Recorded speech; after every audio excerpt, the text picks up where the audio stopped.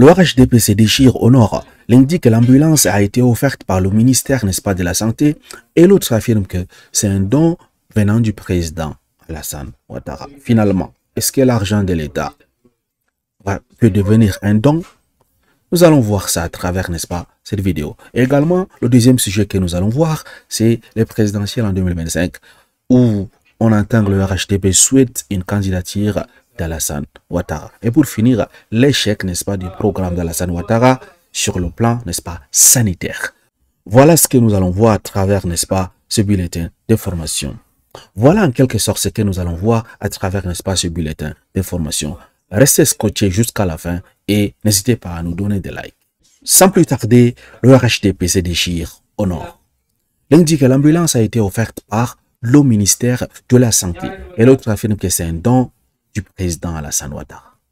C'est quoi alors la réalité? Voilà un peu le communiqué de ces deux parties au fait. L'un signé par le ministre, n'est-ce pas, de la Santé et l'autre a été signé par, n'est-ce pas, le conseil municipal de Madinani. Commençons d'abord par le communiqué du conseil municipal de Madinani. Le conseil municipal de Madinani informe avec regret l'annulation de la cérémonie de remise officielle de l'ambulance offerte par son excellence, Monsieur le Président de la République à l'hôpital général de Madinani. Donc, le conseil municipal dit que c'est un don offert par le président de la République. Nous allons voir qu'est-ce que le ministre de la Santé, lui, quant à lui, qu'est-ce qu'il a dit en fait. Le conseil tient à remercier chaleureusement nos parents et toutes les personnes qui ont répondu à son appel en se déplaçant pour participer à cet événement.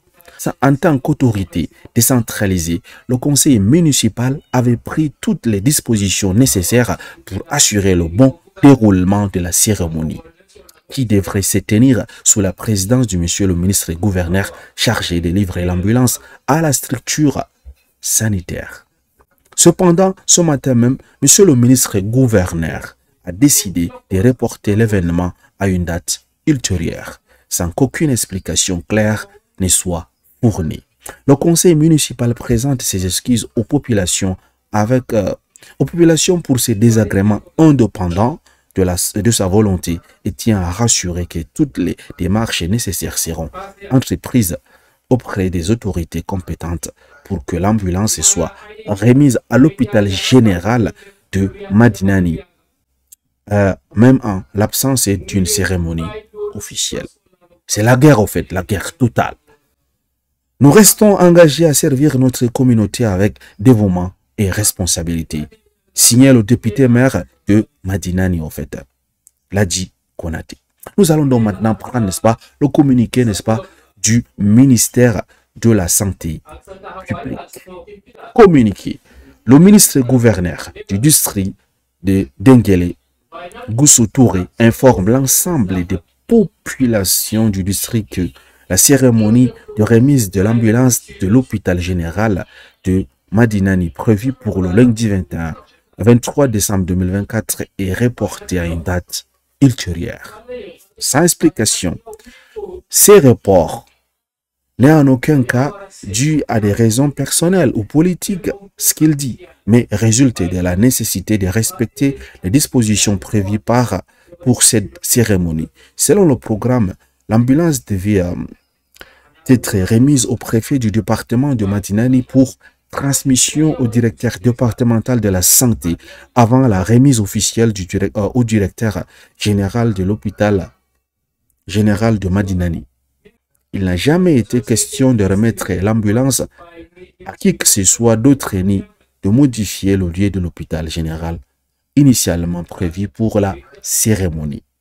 Cette remise à Madinani s'inscrit dans le cadre du programme national d'amélioration des infrastructures de santé et fait suite à la cérémonie de remise de l'ambulance de Kamiassou. Le samedi 21 décembre 2024, réalisée dans les règles en présence des autorités locales, des cadres de Denguélé et la population, ces actions s'inscrivent dans les engagements de l'État en faveur du bien-être des populations du district. Ici, ce n'est pas un don, ouais, c'est un truc qui a déjà été programmé en fait, n'est-ce pas, par le service de communication du ministère de la Santé. C'est pas un don d'Alassane Ouattara. Les 2 ambulances ont été remises par le ministre en charge de la Santé au ministre gouverneur Gaoussou Touré dans le cadre de ses attributions de contrôle, de suivi et de coordination des investissements de l'État. Les investissements de l'État et non d'Alassane Ouattara à réaliser dans le district autonome de Dengueli. Pour finir, le ministre gouverneur réaffirme son engagement à poursuivre le développement du Dengueli dans un esprit d'unité et de cohésion sociale entre les filles et les fils du district, conformément aux instructions d'Alassane Ouattara. Il demeure déterminé à œuvrer pour l'intérêt général du bien-être de tous.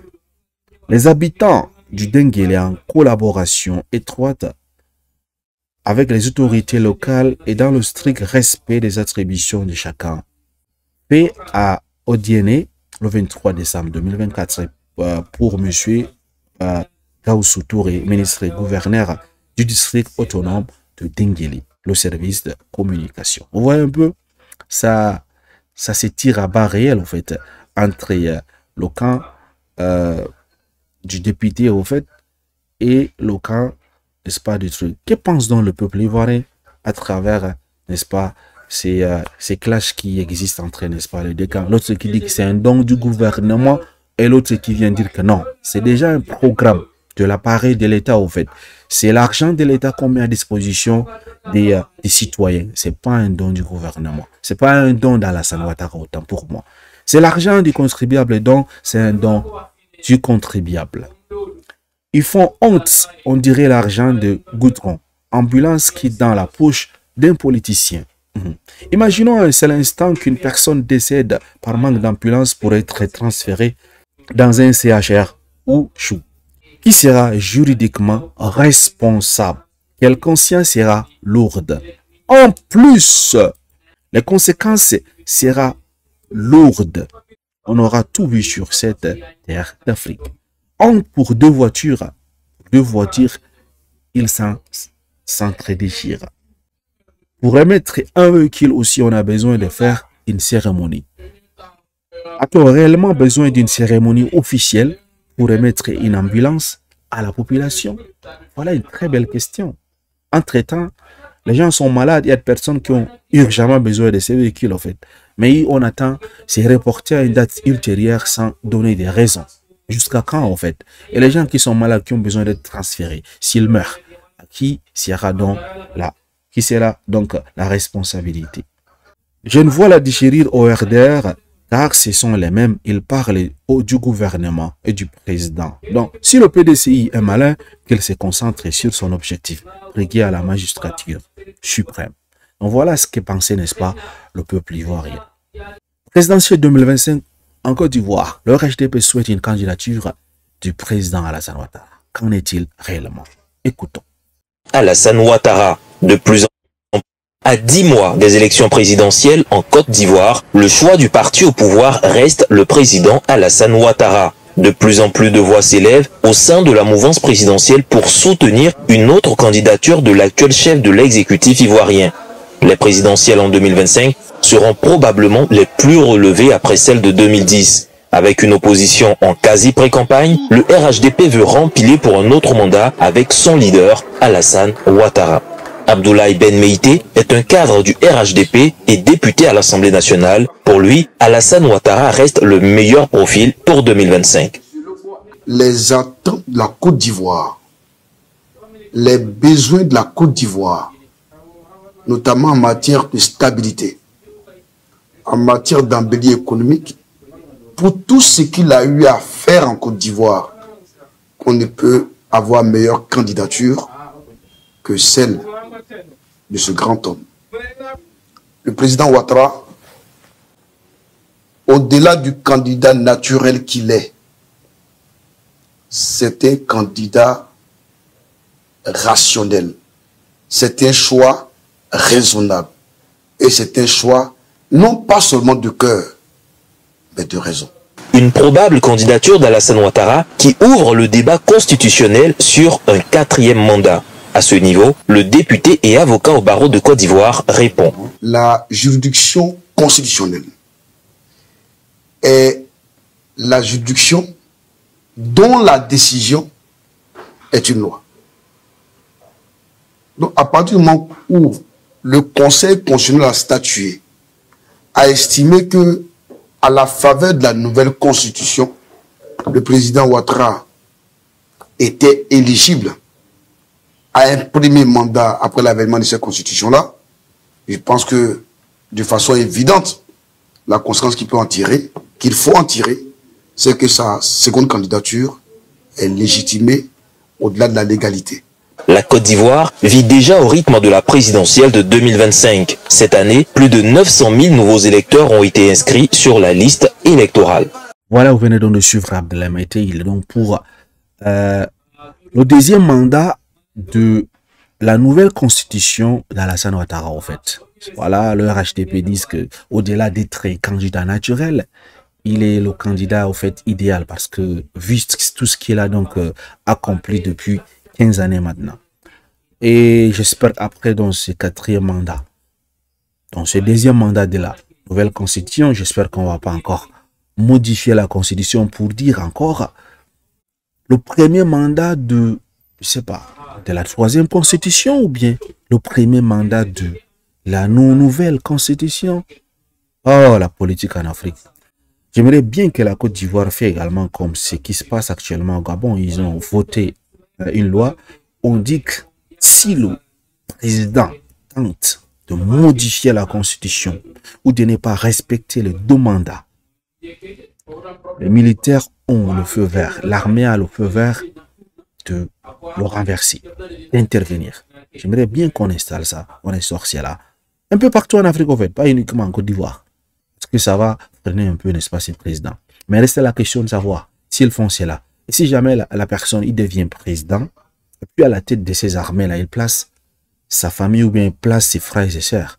Ça veut dire que si l'armée devient ta famille, alors ils vont pas te renverser, même si tu modifies encore la constitution. Toujours le problème resté là.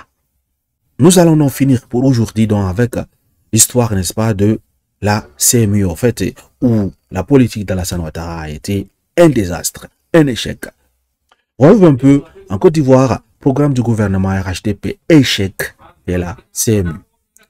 D'une CMU facultative à une CMU obligatoire. Les soins entièrement pris en charge partout au refus par certains établissements sanitaires privés.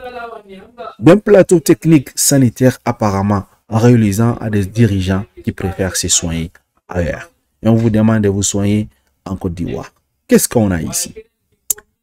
Après études et discussions avec ces professionnels de l'assurance maladie, nous sommes déjà en mesure d'annoncer que nous pourrons proposer à tous les Ivoiriens du monde urbain et rural qui souhaiteraient, dans les 6 mois qui suivront notre accession au pouvoir, un contrat d'assurance maladie de base. Aujourd'hui, nous sommes à 15 années de pouvoir. Rien du tout. Voilà pourquoi c'est un échec total. Et ici, ces prestations seront fournies pour une cotisation réduite à 1000 francs par mois par personne, moyennant une participation aux frais de 1000 francs par consultation, tous les autres frais étant pris en charge à 100% dans les établissements de santé conventionnels. Où en est-on aujourd'hui? Lorsque vous allez à l'hôpital, est-ce que lorsque vous payez uniquement 1000 francs, les autres services c'est gratuit? Ça c'est douille en fait. Échec total de cette politique. Alors, Soumaoro Mamadou nous dit ceci. La couverture maladie universelle. CMU est un programme ambitieux, un engagement fort du gouvernement RHDP pour garantir l'accès aux soins à tous les Ivoiriens sans distinction. Voici pourquoi les critiques sont infondées. Pour lui, il dit que c'est infondé au fait. Le facultatif obligatoire. La CMU obligatoire est une mesure de solidarité nationale. Elle fonctionne sur le principe de mutualisation des risques où chacun contribue pour protéger notamment les plus vulnérables. C'est un progrès, pas un recul. Pour lui, en fait, Soumaoro Mamadou, Deuxième raison qu'il donne que c'est pas un échec. Il dit que ceci, refus par certains établissements privés. Le gouvernement travaille activement à l'extension des conventions avec les structures privées. Cela prend du temps. Mais déjà, plus de 2000 structures publiques et privées acceptent la CEMU. Cela montre une avancée significative. Cela prend du temps. Jusqu'à 15 années, en fait. C'est beaucoup. C'est beaucoup, en fait. Troisième raison qu'il donne, il dit que soin des dirigeants à l'étranger. Il vient expliquer, au fait, la transformation du système de santé ivoirien est en cours, avec des investissements majeurs dans le plateau technique, les équipements et les ressources humaines, les hôpitaux modernes, en construction à Abidjan et dans les régions en témoignent. Les progrès sont visibles, mais le changement ne se fait pas en un jour. Mais en 15 ans, quand même, c'est beaucoup. Vous dites toujours, si aujourd'hui, vous dites encore 15 ans, c'est petit, ça veut dire qu'il vous faut combien de temps? Il vous faut 100 ans. La CEMU est une solution courageuse et nécessaire pour offrir une protection sociale durable à tous les Ivoiriens. Plutôt que de la critiquer, unissons-nous pour l'améliorer ensemble. Personne n'est critique parce que ça est au fait. On n'a rien vu au fait. C'est ça le souci. Et vous avez eu 15 années. C'est ça le souci. Personne n'est critique. Tout le monde a besoin de l'utiliser. Mais ce sont, n'est-ce pas, des promesses dans l'eau au fait. C'est douillé au fait. Ce gouvernement manque trop. Soumaoro Mamadou continue en disant la page qui a le plus attaqué la CEMI, mais c'est une peine perdue car elle n'est pas un instrument politique. Restez dans votre propagande. Ceux qui ont compris font des rangs à partir des 5 heures juste pour profiter de la CEMI pendant sa consultation. La CEMI n'a rien à voir avec votre politique à tout diaboliser. Moi, je pense que si ça a tout à voir avec la politique, c'est la politique en fait. Tout fait partie de la politique. Si les gens sont obligés de sortir de leur maison à 5 heures pour bénéficier de ces services, cela veut dire que c'est un échec en fait.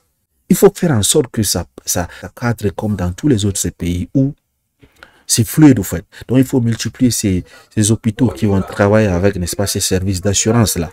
Parce que si on a seulement 5 établissements ou 10 établissements pour 30 millions d'Ivoiriens, comment est-ce que les gens ne vont pas s'élever même si c'est à 2 heures du matin pour aller se mettre en rang? Un malade qui va aller s'asseoir pour attendre pendant 5 heures du temps avant que le docteur lui reçoit, en fait, c'est quoi ça? C'est pas un échec ça? Il faut pas, n'est-ce pas, apprécier des choses qui sont médiocres en fait. 15 ans c'est beaucoup. Il faut faire dans l'excellence. On ne dit pas que c'est la CEMI qui n'est pas bien. Mais le service, en fait, tu es obligé de te lever à 5 heures pour aller rester en rang. C'est quoi ça? Ne pas reconnaître les bienfaits de la couverture maladie universelle en tout simplement faire preuve de mauvaise foi. La CEMI est pour tous les Ivoiriens. Bravo au gouvernement pour sa mise en place. Personne ne critique la CEMI. C'est pas effectif, en fait. C'est ça le souci. Si on fait quelque chose, il faut que ça soit effectif. 15 années, quand même, c'est beaucoup pour que ça soit normalement effectif. Si c'était dans un autre pays, ils avaient déjà réglé ces problèmes de la CEMI. Voilà. La CEMI, c'est utilisable là où je suis en service et c'est génial. C'est bien. La CEMI n'est pas un instrument politique. Tout est politique, les gars. Certes, il y a des difficultés. Des gens se soignent avec cette CEMI. Maintenant, c'est cette difficulté qu'il faut que le gouvernement fixe. Il faut rendre cela opérationnel partout à travers, n'est-ce pas, la Côte d'Ivoire. L'autre, Squassi nous dit, cette carte ne m'a jamais servi, ni à moi, ni à ma famille. On fréquente des établissements publics à Yopougon, on fait nos achats dans les pharmacies. Même médicaments de bébé passent pas. Ça ne passe pas au fait. Peut-être ailleurs, ça marche, mais moi, j'en ai jamais profité. Voilà pourquoi je vous dis, c'est un échec. Il n'a jamais profité, au fait. Dès que tu dis, j'ai semé, on te dit, ça ne passe pas. Il veut de l'argent.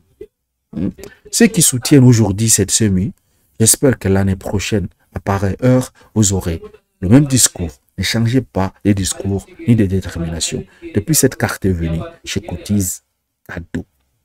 Vous voyez, la mauvaise gouvernance. Donc, c'est pas tout le monde qui apprécie cela. Et moi, j'en fais partie également. Parce que on ne peut pas apprécier quelque chose qui est médiocre, en fait. Il faut de l'excellence. Voilà. Et tout le monde a besoin de cette semis, normalement. Mais personne ne critique la semis. Mais on critique sa façon d'être, en fait. C'est pas bien fait, en fait. C'est pas bien fait. Un malade ne peut pas aller attendre le docteur de 5 heures. 5 heures du matin, il attend le docteur alors qu'il a mal, en fait. Non. C'est quoi ça? Normalement, dans des pays développés, tu es malade, n'importe quelle heure, tu vas à l'hôpital, on te reçoit. Tu n'as pas besoin de te mettre en rang, en fait. En tout cas, tu n'as pas besoin d'aller patienter 5 heures du temps avant, n'est-ce pas, de voir le docteur. Merci de m'avoir suivi, madame. Excellente soirée à vous. À très bientôt.